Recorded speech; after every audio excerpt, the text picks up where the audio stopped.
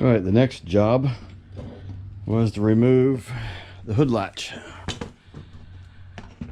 This one, it's gonna be hard to show you one-handed, but this lever portion is bent heavily, and I don't know if I'll be able to fix it.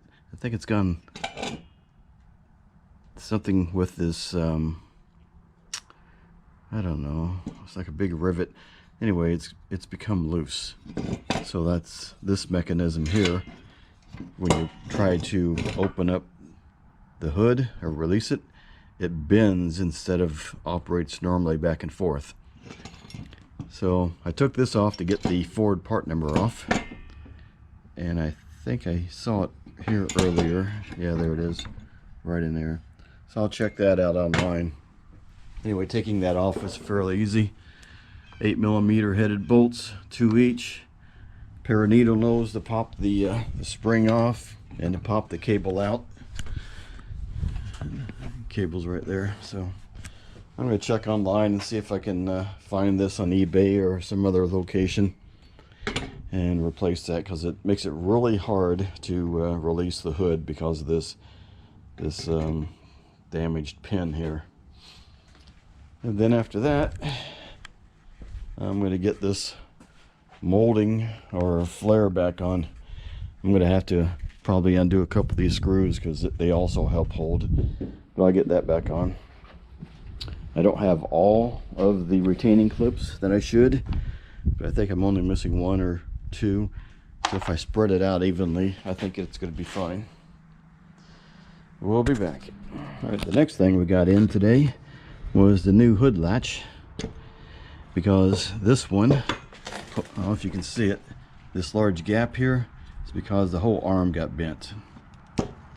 So it was causing problems when you would try to open it by pressing this way. It would actually just bend out instead of moving across. And this pin appears to be pressed in there, and I just didn't think I'd have any chance of really fixing this. So I went ahead and bought a new one. And the part number on the actual unit starts with a 5C3A, and I guess the part numbers have changed over time since this is a 2000, so it now starts with a 4C3Z. And I got it off of eBay. I did end up having to pay about 50 bucks, but it looks to be a 100% identical unit. And also the one I got off eBay, it made no mention of the Ford F550. So I suspect that this latch probably goes across, I don't know, numerous vehicles, definitely from the 250, 350, 450, and 550, and possibly even other models like the Excursion or the Explorer. I don't know, I didn't go out and compare, but I just have a feeling that that's the way it's going to work. So often it's better to just do a visual comparison. I know it's hard to do with images on eBay or Amazon, but you know, the dimensions themselves probably aren't going to change so much as the design. So if everything matches up from the image, I'd say it's a good bet it's going to work, which is what I did, and it is going to work.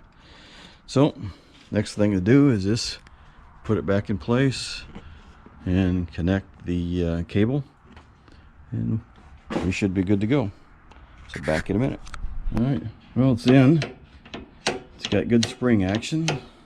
Let me close the hood and see if it works. There we go. Yeah, perfect fit.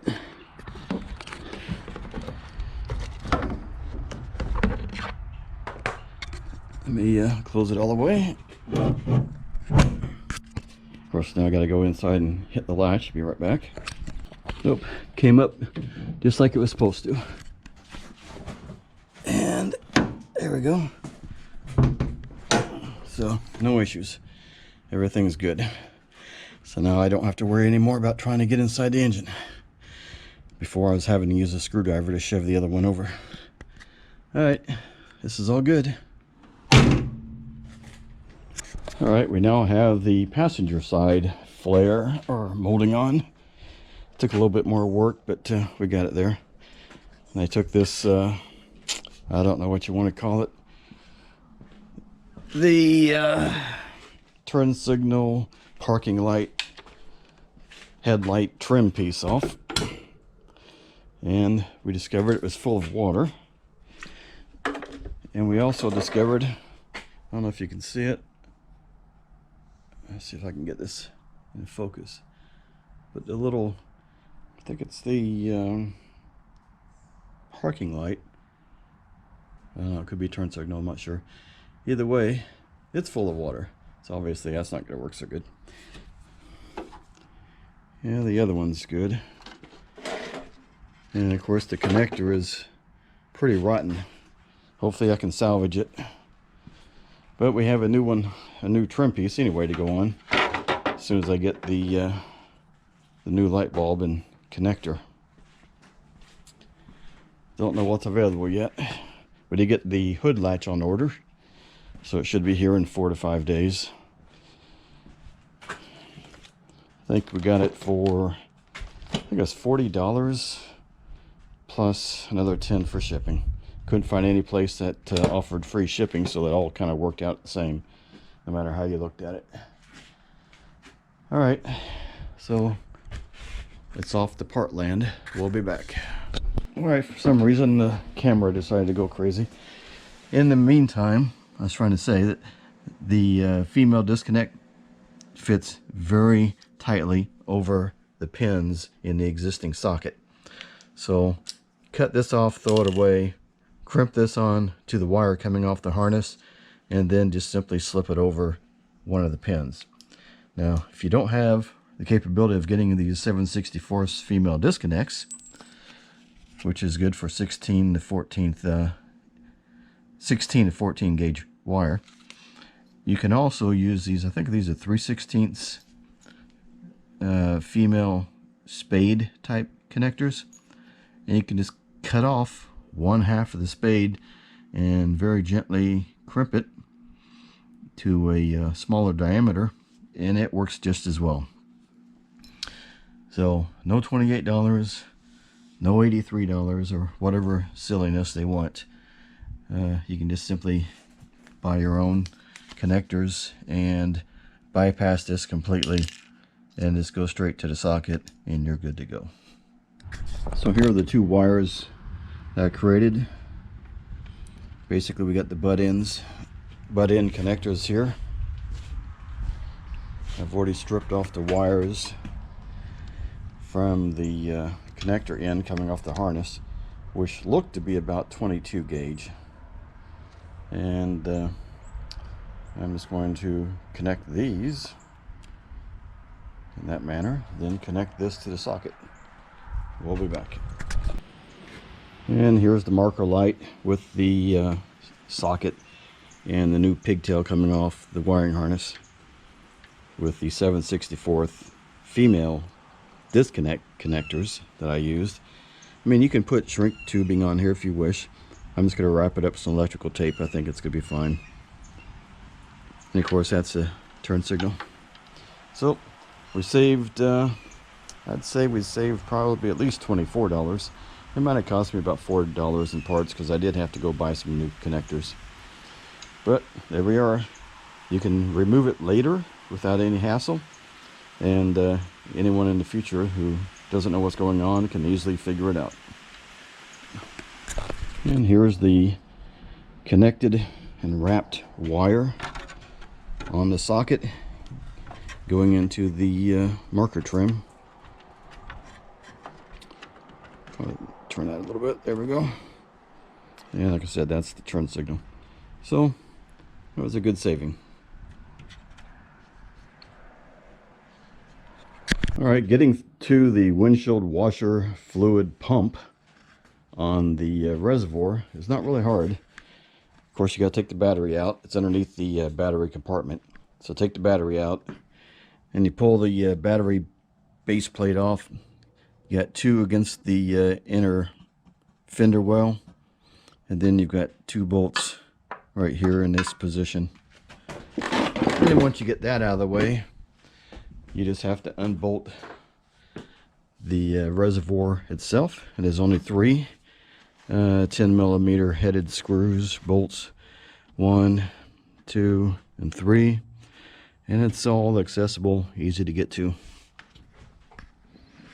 By the way, the bolts on the battery compartment base plate, 13mm heads, and of course the battery's 8.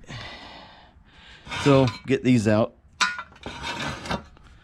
and I'm going to wait until I get a little bit of help. What I want to do is activate the switch on the windshield wiper arm and see if I'm getting voltage out of here to activate the pump. And if so, then I know it's going to be the pump. If not, well, there's going to be another issue. So I'm going to start from that point. All right, we got the windshield washer reservoir inside soaking. You cleaned it out. This is the pump. Comes out fairly easy. And this is the grommet and the screen that fits on the end that goes into the reservoir. And you can see, hopefully you can see because of the light, I hope, the condition of this thing. It's just completely clogged with just, I don't know, years of crud, algae, some type of growth, calcium, who knows what the heck. Anyway, it probably clogged up. Then the pump was continually activated, trying to get past the clog, and then eventually the pump died. And how do I know? Because I pulled the connector off and checked it for voltage when the button inside on the windshield wiper arm, control arm, was activated.